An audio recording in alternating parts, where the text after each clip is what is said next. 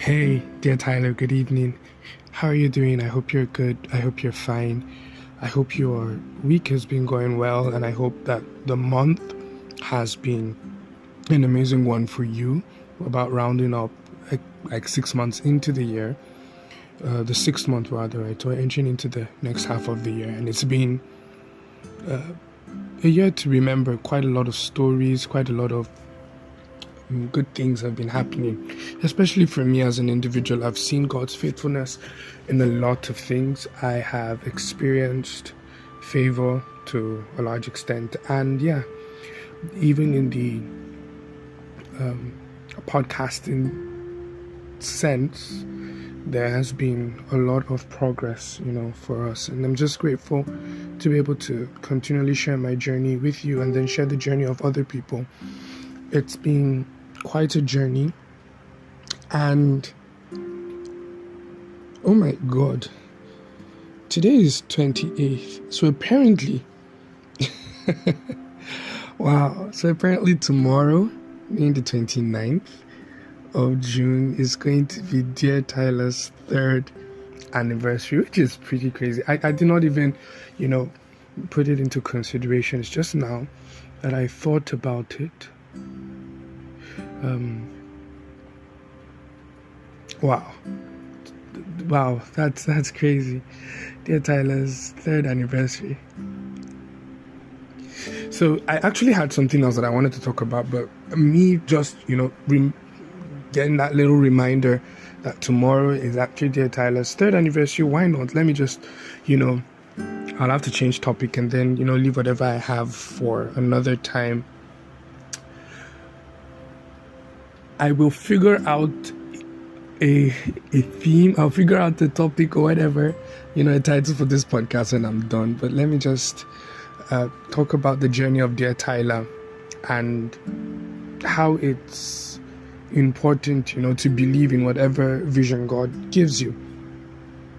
Now, I started Dear Tyla 3 years ago, right? So for those of you listening today, being the 28th, it will be 3 years or so. Tomorrow being the anniversary, I know. So I started Dear Tyla 3 years ago, and it was from a conversation with a friend, But prior to that time, I'd done an online interview with a friend of mine, Grace Christos, and just talking about my music and all. And within that period, while we're talking, when we're done, she mentioned, I think that you're very smart. You've got large, pockets of knowledge, and you just ooze out wisdom. I'm hyping myself up a little bit in this, but it's not something that Grace cannot say, right? So she's very, very lavish with her words, and she's like, why don't you just start a podcast, share these nuggets that you have, just speak at random. And I just said, okay, I'll think about it. And then I started Dear Tyla, but not as a podcast. It was meant to be more of like a blog, right? And so the blog post, and I couldn't be consistent with that. It was a lot of work. I didn't know my way around bloggers.com, WordPress. I just didn't really understand the whole concept of it. And being a techie was kind of strange. I think I just had a very traumatic experience with coding, and so anytime when I come into contact with anything that has to do with code, it's like it's a trigger of a past that I don't want to remember. So it didn't last for long, but then I kept on writing the little notes on my phone, and then I shared it to friends, particularly one of my friends, Anne, a police officer like that. So I just shared a lot of it with her, and it was just like my own escape route, getting the opportunity to share things. And so around this time, June, I was like, okay, why not, just make it a podcast? You could just talk, and you could just, just share your mind. You don't have to be all scripted. You don't have to be all, composed and everything. And so I started, brainstorming, thinking about things, what I would say, and the concept of Dear Tyla came. It originally was meant to be Dear Me, but I just felt that it was too common. Right? A lot of people have used that phrase in songs, have used that phrase in their own personal blog posts, so it wasn't very unique. And so I was looking for a name that I considered unisex, right? So that it could, be to anyone. And so I came up with the name Dear Tyla. It just came out well. It seemed to fit the whole thing. And the goal was to be, letters to my future, right? So I wanted to speak to my future self and tell my future self, okay, watch out for these things, prepare for all of these things. But then God kind of gave me a bigger concept and was like, why not call Tyla your listeners, right? Or your listeners Tyla, rather. And so it's like your own journal or your own communications to Tyla, which would just be your listeners, and you can share your heart. And they can communicate to you as Tyla, so they can remain anonymous. And then whenever you get to share their story, they don't have to feel like, oh, I'm being exposed and people are knowing my dark secrets, seeing the skeletons in my closet. So I felt like that was good. And so on the 29th of June, 2021, I posted my first episode of it, and I think the post was, I think the title is Genesis, and I kept on doing it, and it up till today it still remains my most listened to episode, and I think I've shared this story before. But anyway, so it'd still be my most listened to episode. I'm grateful to God for that. But then, people started connecting, and it was, really fun, and, getting to see the metrics and everything is like very, very encouraging. Like, oh, look, you're starting something good. You're starting something that's going to change the world someday. And along the line, the numbers started reducing, and I started feeling a little bit down about it. And then God brought in a lot of people to support me. I had friends of mine that just came over, reached out to me, and they're like, okay, what you're doing in Dear Tyla is really, really helping. I had people like Joy Abel come to my help. I had Faith, really, really great support system. Faith did a lot for me. And then I also had people like Paul Kwajafa, and he just kept on sharing with people, and started building up a community and connecting with other people. Now, what just started as an idea that almost died has been listened to in over 40 countries of the world, and I've connected with a lot of people. It's been listened to over 10,000 times, which is a good feat. And I'm particularly very grateful for it. I think it was last week somebody reached out to me and was like, that they've been so blessed by Dear Tyla and everything, and I was like, oh, thank you so much. And the person, at least from her side of the world, said that she just screamed, like, I actually responded to her, like Binga responded to her and everything. I was like, okay, yeah. She said that it really helped her through a very difficult moment in her life, and she looks forward to it. And then there are other people that come up and like that, I listen to your podcast as much as I can. It helps, give me direction. Some other person said that your voice tone helps me sleep. The person suffered from insomnia, sleeping disorder, and it was like, I'm trying to remember that word. Yeah, basically it's like a serenading thing, just helps the person to sleep, which was, very, very encouraging. And then quite a lot of people started, getting into the podcast space. Right, a lot of my friends started getting into the podcast space because of Dear Tyla, and we've had, amazing episodes. And there are a few things that I've learned while doing Dear Tyla. And I'll just go through them randomly, because right now I don't like it's not one thing that I prepared to say. It just came to my mind that, Dear Tyla is going to be 3 years by tomorrow. So one of the few things, some of the things that I've learned, right, while going on this podcast journey is, number one, never commercialize your passion. Now, this is, and I put this in quote, not commercializing your passion. Now, does it mean that your passion cannot bring you financial blessings and all? No, that's not what I'm saying. And neither am I saying that do not, carry your art and your craft, and then market it for some form of monetary profitability. No. But your passion itself should be way beyond money. And that's, I think, what I would prefer to say. Along the line, when I started doing Dear Tyla, initially it was just about the message of hope, the message of reconnecting people back to God, and having God express His heart to other people through stories, just to be an encouragement and to be vulnerable, to let people know that this journey of life that they're going through, it's not peculiar to them and they're not alone. And so that was the whole goal.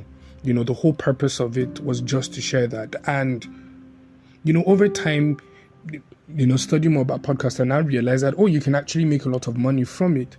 And I started hoping for some monetary rewards from it. And, so I started pushing out more content, in the hopes that I'll hit certain targets and then break certain boundaries and barriers, just to be able to commercialize and start making money from it. And to be honest, I was in a very, very terrible financial position as an individual. And so any source of income was it for me. And this is me being, absolutely honest. It's one of the tenets of Dear Tyla is my vulnerability to the best of my ability, right? To be able to share the truth about my heart. And so I was really in need of financial resources, and I opened up for people to support it financially, and some people really gave their best. Some people made sure that I consistently had data. Some other people just gave financially.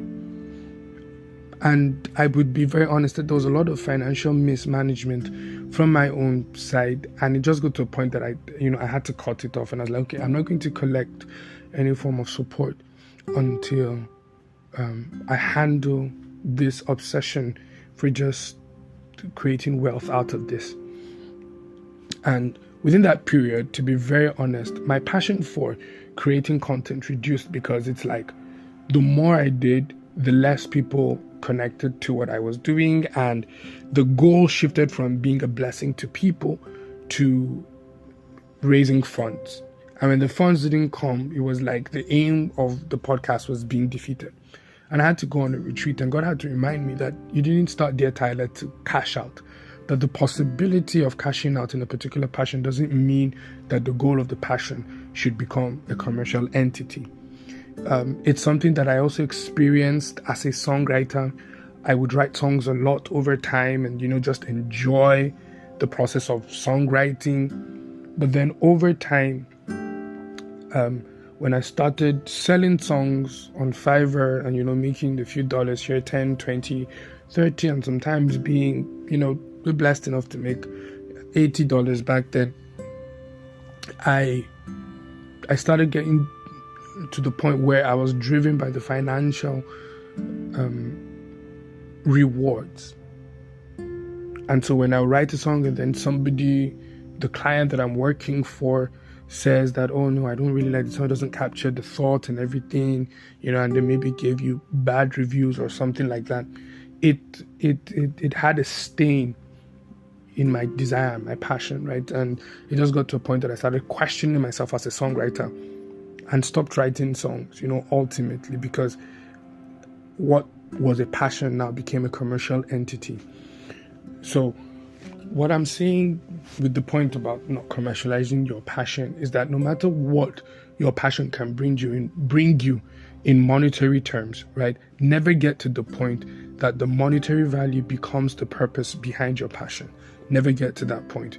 And that's one thing that I learned, right? Not to monetize this.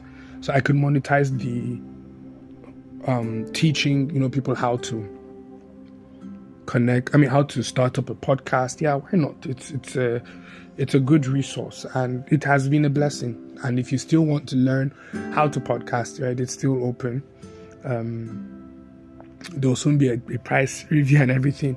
But now, if you want to support Dear Tyla, it's really left to the individual, right? When the proper structures are built, then maybe we may begin to, ask for direct sponsorships. And if we get the reach to the point of having sponsorships that people want to listen, place their adverts on it, why not? We're still open for it, but that's not the goal. I had to remind myself of the purpose, right? So don't commercialize your passion. Number 2, have a vision and have a goal. So it's like in continuation to the previous point. Have a vision, have a goal. It's important that everything that you do, there is a defined purpose behind it. So you're not just doing it because it can be done. You're doing it because there is something that it's producing, right? So that is going to fuel you daily, because there'll be days. I'll be very honest. There was a period of time where Dear Tyla would only get 2 listens, like 2 listens in a week. It was crazy. There were certain weeks that nobody even listened to Dear Tyla for whatever reason, and it was, really painful. Sometimes it's 2, sometimes it's 4, it's 5, and there are days that it's like 500 and something. So I don't know if, it's like 500 distinct individuals or somebody listening to it over and over again. But the Lord taught me something, and it's the power of one. It's very important to value people as individuals. If one person listens to Dear Tyla, right, then it's worth pushing out the content consistently. The fact that somebody has chosen this particular podcast as its voice of healing, it's very important that I value that person. I know I may not be able to see the person, and like I said, that the person may not be able to either reward me in a particular way that could be encouraging or reach out to me, but knowing that somebody listens and is getting blessed by it should be enough of a satisfaction for me and enough motivation for me to keep going, right? Because at the end of the day, the vision and the goal of the podcast is actually, being fulfilled, right? And so when you go into any endeavor, make sure that you are driven by your vision and your mission. Every other thing becomes secondary. If you're meeting a need, even if it's for one, be consistent, right? And so that would be the third point, be consistent. The best of Dear Tyla came when I was consistent. There were just moments that people were, posting Dear Tyla links. Somebody reached out to me a while ago and said that they introduced Dear Tyla to people, and the person was like, why are you introducing me to something that doesn't happen again? And I felt, particularly bad. I had my reasons, but I refused to make it an excuse, right? I refused to make it an excuse. I had my reasons, but I refused to make it an excuse. So I had to go back to the drawing board. I had to try to balance a lot of things, and I'm still trying to, realign to that. It's been a whole lot for me as an individual, trying to manage quite a lot of things, but I'm not giving any excuses. And your consistency matters. Now, I have a friend of mine, Ringnan, and she has an amazing page on Instagram, Twin Mom. Right, God just blessed her with the grace of twinship. Right, she takes in twins. She's got 4 beautiful children, extremely beautiful children, and she's an amazing individual, right? And I think there are a lot of things that you can learn from Ringnan, right? So if you could check her out on Instagram, the Twin Mom, right? The Twin Mom. You will be able to learn a lot from her. She's an amazing individual. So I remember those times where she, had like maybe a few hundred followers or just over 1,000, 2,000 followers on Instagram. And I was going through, Instagram Reels today. I took a day off from work today, so going through Instagram Reels. And I saw, one of her posts, and she was like, we're about 40,000 plus. And my mind just kind of like blew. So I went straight to her page. I saw that she had made like over 400 plus posts, maybe clocking up to 500. And there were actually over 40,000 people following her. And I was like, God, if I had carried that same attitude, that same heart, and that same passion into it, I would probably be having that same, result. But I just saw what consistency did. She would make posts, and there's no guarantee that people would always like your post, but the more you post, the more you get shown. Now, I remember a few days back on Tuesday, right, 25th was Apostle's birthday. And while he was ministering, he prayed for something for us. And it's one of the highlights of the year for me, Apostle's birthday, because he tends to share a lot of things from his heart from that perspective. And then he also gets to pray for us. There's a whole long list of things that can happen, within birthdays. And I really hope that this podcast, so I'm not really following my, 21 minutes. But yeah, I believe that this content in particular is going to be very helpful. So, like I said, it's one of the highlights, and I won't get into the details of why he does that, but I love the times when he gets to pray on us, just speak and allow us to enjoy certain graces. Now, there's a grace that I have particularly always wanted, and it's called the grace for visibility. The grace for visibility. If just, let the world know me, let people honor my gift, let people recognize the gift, and then honor it and celebrate it, and then reward it accordingly. I didn't want to be a hidden figure, in as much as numbers don't matter, they also matter. You get the flip side of it and all, like the balance point. And while he was praying that, the Spirit of the Lord ministered to me, and he said, Binga, I cannot make visible what isn't there. If you don't have anything for me to show the world, then I can't just put you on a platform and show you just as you are. There's something that you have to present to the world. And I told myself, I was like, wow, okay. So now that I've got the content, now that I've got the consistency, I can give it to God and say, Lord, let the nations see what we're doing. Let the nations have access to these, trunks of knowledge, flowing in and out through Dear Tyla. So if I don't show up, I can't expect God to show forth what I am doing. It's one thing that I've learned. So I said that the greatest growth of Dear Tyla happened when I was consistent, whether if it was Instagram, whether if it was like social media or as a podcast, right? That's where the greatest growth came in. In fact, when my podcast started growing, when Dear Tyla started growing, it was Apple that reached out to me, said, different platforms are like, okay, they want to host, Dear Tyla on their platforms. And honestly, I haven't received any other because my consistency levels have dropped, right? So that's the third thing. The fourth thing is never be afraid to, push out of your comfort zone. I don't like videos as an individual. Anything that will have to show my face and everybody has to see me, it's just something that typically turns me off. I don't want it. I do not enjoy it. I don't like it. I really don't want to have anything to do with that. But the times where I did show face on Dear Tyla, it did a lot, right? It did a lot, and it helped people to connect. Now, if I'm ever going to grow what God has given me, I have to be confident enough to show that this is the vessel that the Lord is using, right? This is where the treasure lies at this point in time.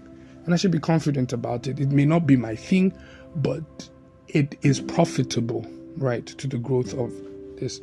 And you've got to learn to do things that are outside of your comfort zone. Your comfort zone is a great enemy to you, an extremely great enemy to you. It would it would rob you of every known possibility that you can ever experience in life. That's what your comfort zone would do. So anything that will put you in a comfortable position, comfortable in the sense that it stops you from pursuing a higher and a better version of yourself, is something that you would need to fight, right? And then number 5, you've got no competition, really. People are doing great things in every space. And learn, grow, invest, become better at what you do. But your competition should not be to outdo a particular person. If you ever get to that point, what's going to happen is that you're going to conform to try to grab their audience. It's important to know that your audience will be your audience. There are people that would like your content. There will be people that may not necessarily connect to it, right? And I'm going to do a proper episode on that. And it's okay. It's really, really okay. Celebrate the people making great strides. If there are certain things that you can learn from them, why not? Go ahead, please, learn from them.